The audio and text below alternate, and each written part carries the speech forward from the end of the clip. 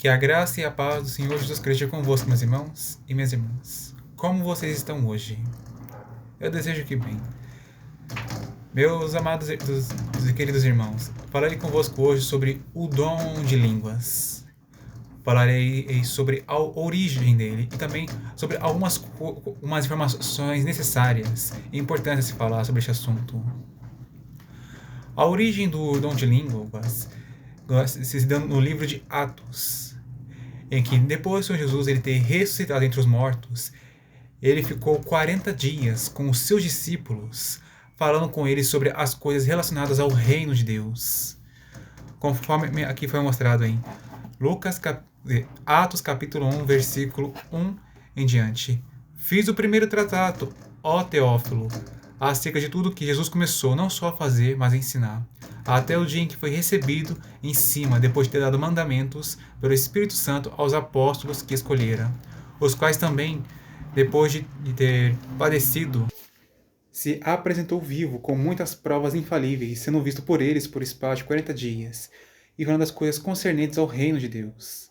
E estando com eles, determinou-lhes que não se ausentassem de Jerusalém, mas que esperassem a promessa do Pai, que disse ele, de mim ouvistes. Porque na verdade João batizou com água, mas vós sereis batizados com o Espírito Santo, não muito depois desses dias.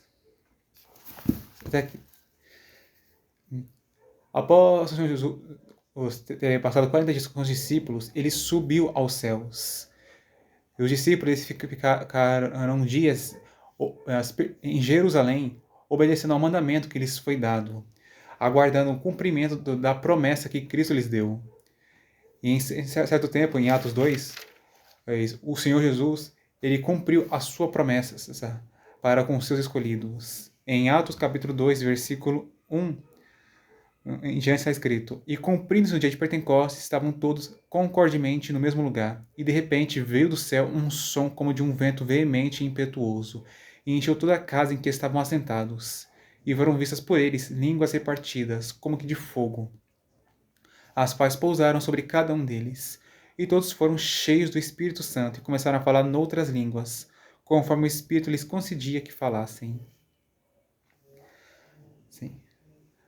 No dia de Pentecostes foi quando o Senhor Jesus ele enviou o Espírito Santo ao mundo. E os seus discípulos eles passaram a ter dentro de si o Espírito de Deus.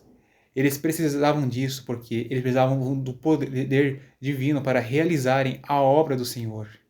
Porque o homem de si mesmo não tem poder para isso. Por isso, cada um precisava ter o Espírito Santo dentro de si para fazer a obra de Deus.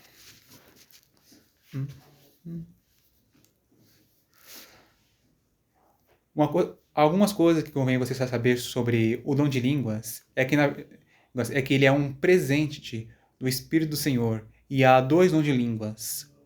O primeiro que foi mostrado no livro de Atos, que é falarem em outros idiomas, pois, como você pode ler, se você ler os versículos em diante, os discípulos eles começaram a falar em outros idiomas, e os judeus que estavam dispersos pelo mundo, os judeus que haviam na Mesopotâmia, Pérsia, Egito e outros lugares, eles estavam compreendendo, cada um deles, em seu idioma, o que eles estavam falando. Eles estavam falando das grandezas de Deus. Só houve um caso em que os discípulos eles falaram em outros idiomas pelo poder do Espírito, que foi neste aqui, no livro de Atos, né, durante o princípio da igreja primitiva. O outro dom de línguas é aquele que nós conhecemos e que nós vivemos com frequência nas igrejas. Aquele dom é chamado pelo apóstolo Paulo de língua dos anjos. Em 1 Coríntios capítulo 13, versículo 1, ainda que eu falasse as línguas dos homens e dos anjos e não tivesse amor, seria como metal que soa ou como um sino que tine. O que é o dom de línguas? O dom de línguas, algo mais que ele é um meio de comunicação do Espírito Santo com o homem. Por meio do dom de línguas, o Espírito do Senhor ele se comunica conosco e também com a igreja. E o propósito do dom de línguas é edificação. Isso é mostrado Em 1 Coríntios capítulo 14, versículo 2. Porque o que fala em língua desconhecida não fala aos homens, senão a Deus, porque ninguém o entende, e fala mistérios. Versículo 4 ao 5. O que fala em língua desconhecida edifica-se a si mesmo, mas o que profetiza edifica a igreja. E eu quero que todos vós faleis em línguas, mas muito mais que profetizeis, porque o que profetiza é maior do que fala em línguas, a não ser que ele interprete, para que a igreja receba edificação. Por meio do dom de línguas, o Senhor ele fala lá conosco e ele edifica a nós mesmos. Ele constrói coisas boas em nós. Ó, o dom de línguas, ele fala um idioma que é desconhecido por todas as pessoas neste mundo. É um idioma que só é conhecido por Deus e pelos espíritos, os que estão no mundo espiritual. A única maneira de uma pessoa ela compreender o que está sendo falado durante esse momento é se ela tiver o dom de interpretação ou se houver por perto dela alguém que tenha esse dom e interprete o que ela está dizendo. Um outro propósito que o dom de línguas ele tem é edificar a fé da pessoa, aumentá-la, fortalecê-la e firmá-la, porque o dom de línguas, ele é também um sinal, uma comprovação da existência de Deus. Um sinal de vamos dizer, o Senhor Jesus, ele existe e também que ele é fiel, pois em Marcos capítulo 16, o Senhor, ele prometeu que um dos sinais que seguiriam aos que creem em seu nome era o falar em outras línguas.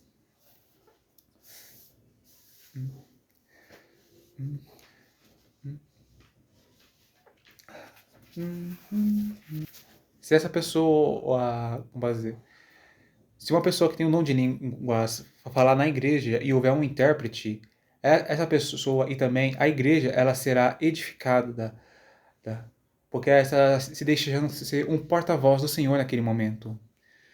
E anunciando as palavras que o Senhor quer que sejam ditas. Agora uma pergunta interessante. O dom de línguas, ele é um sinal de que uma pessoa tem o Espírito Santo? Ou não?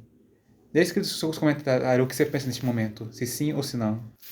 Eu lhes digo, meus irmãos, que a resposta é não. O dom de línguas não é um sinal de que uma pessoa tem o Espírito Santo. Qual é a prova disso?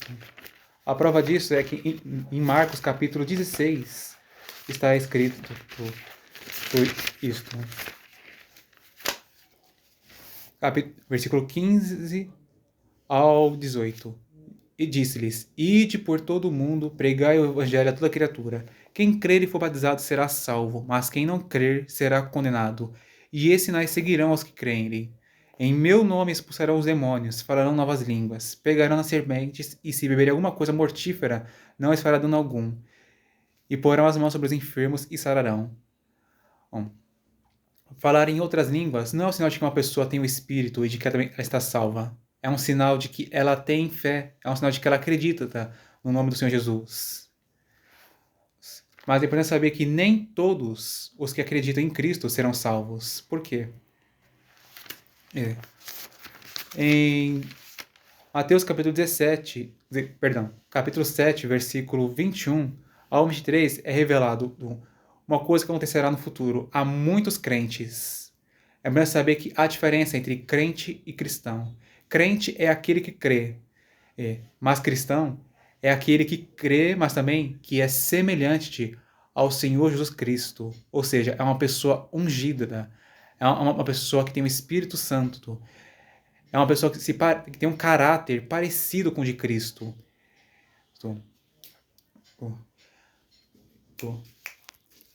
Em Mateus capítulo 7, versículo 21, 23 está escrito: Nem todo o que me diz Senhor, Senhor entrará no reino dos céus, mas aquele que faz a vontade de meu Pai que está nos céus.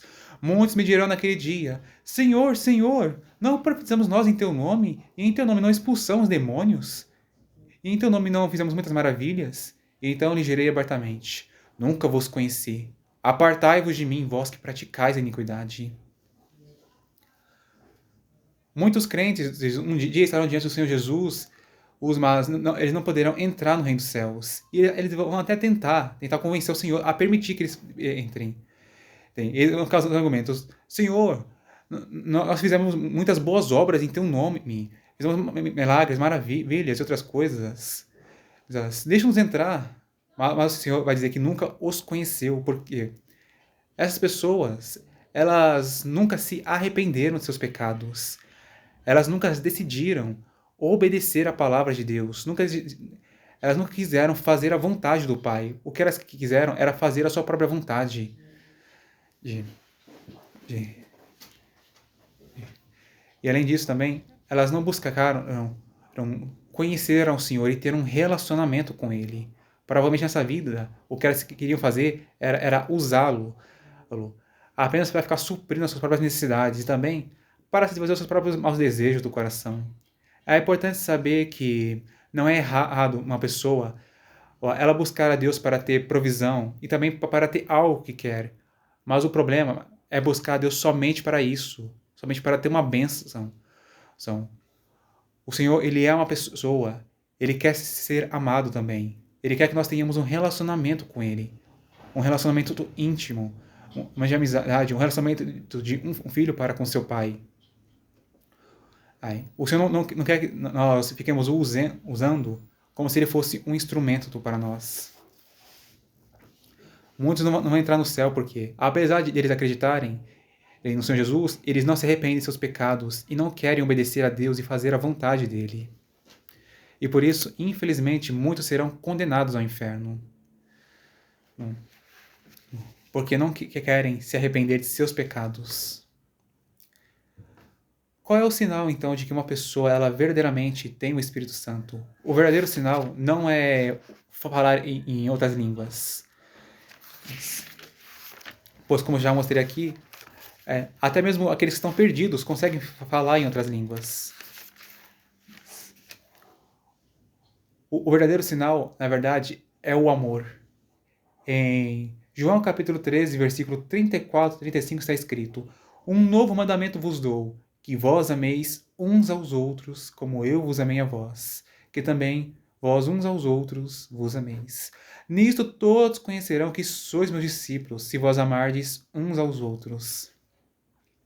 O verdadeiro sinal de que uma pessoa é de Jesus e, por consequência, é de Deus, e além disso, ela tem consigo o Espírito Santo de Deus e de Cristo, é que ela ama seus irmãos e também ao seu próximo como a si mesmo.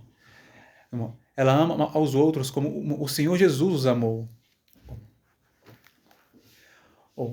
O ser humano, ele é naturalmente, ele é mau. O que ele faz aos outros, o que ele não quer que seja feito a ele. Por exemplo, falar e tratar mal os outros.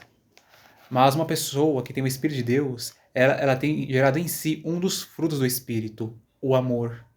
E as características do amor de Deus, do amor de Cristo, estão reveladas em 1 Coríntios 13. Versículo 4 ao 8. O amor é sofredor, é benigno, o amor não é invejoso, o amor não trata com leviandade, não se ensoberbece, não se importa com indecência, não busca os interesses, não se irrita, não suspeita mal, não foca em justiça, mas foca na verdade. Tudo sofre, tudo crê, tudo espera, tudo suporta. O amor nunca falha. O Senhor Jesus, Ele amou os seus discípulos e estava disposto a sofrer por eles. E também Ele sofria por amor a eles. Lembre-se que Cristo, Ele foi crucificado por causa de nossos pecados. Ele foi punido e condenado à morte para que nós fôssemos poupados da condenação e para que pudéssemos viver e sermos salvos. O Senhor, Ele nos trata bondosamente. Ele não inveja já nós. Ele não deseja ter as nossas coisas, ser o que nós somos. Ele não nos trata com falta de seriedade. E também o Senhor, Ele não é orgulhoso. Ele não fica se vangloriando. Ele não se porta de maneira inconveniente e impura. Ele se porta de maneira limpa e conveniente também. Ele não busca somente o que ele quer. Ele busca o que nós queremos.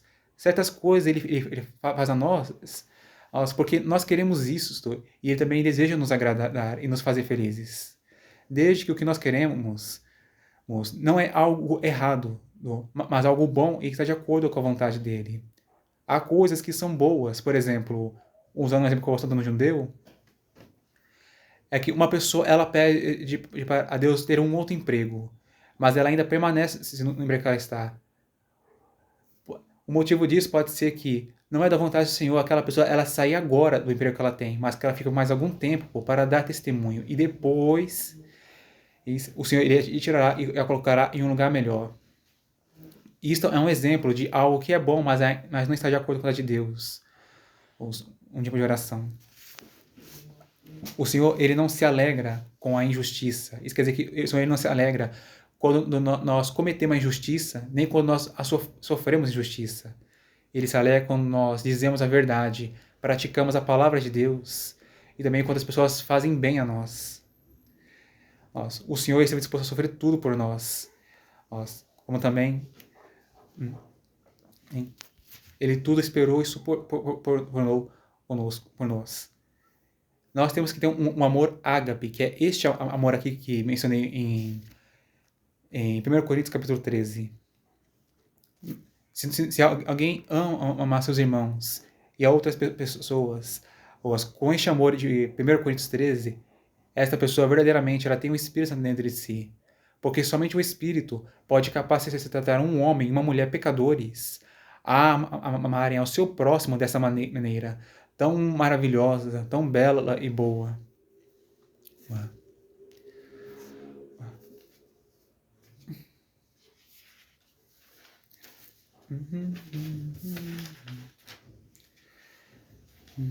E agora, meus irmãos, eu quero bem lhes dizer que se porventura você é uma pessoa que odeia a seus irmãos, odeia o seu próximo, vive falando mal dos outros, fica brigando, discutindo, causando divisão, lhes digo para você examinar a si mesmo e ver se você é verdadeiramente um filho ou uma filha de Deus.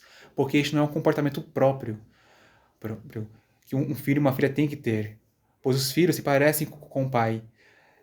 Se você não se parece com Deus, então você tem que examinar se você realmente tem um Espírito consigo e se você é um filho ou uma filha de Deus.